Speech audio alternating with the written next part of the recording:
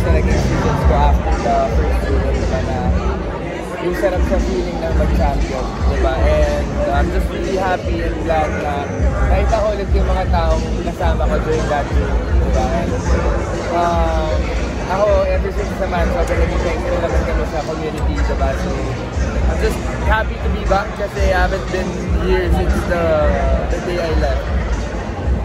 So, yeah, ito, both your teams nasa finals ngayon. Ano yung nakikita mo sa sa series na to?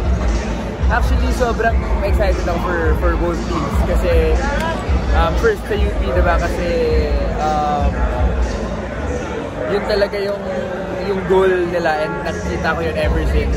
And at least doon na sila ngayon, diba? Though, siyempre, hindi yun yung reason for them to stop. Pero sa Lasal naman, sobrang excited din ako kasi sobrang yung pag-peak nila this season, diba? Na-sweep ka nila yung second round and then coming into Final Four, they beat NU by what? 20? I don't know, but a lot, diba? So, alam natin, kita-kita natin kung paano din na-dominate ng both teams yung league, diba? So, I'm excited kasi parehong deserving na nandun sa spot. And I'm happy for Lasal kasi, diba, at last, nakabalik ulit dun sa finals. Which yung biggest question sa ang side ka mo po? Sa UP?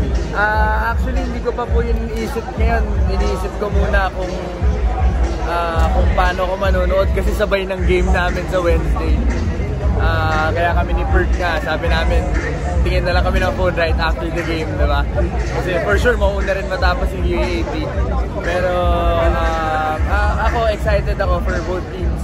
And sana maging maayos yung game, diba? Walang masaktan para rin tuloy-tuloy until, let's say, umabot ng game 3 or what, diba? Para lang exciting pa rin.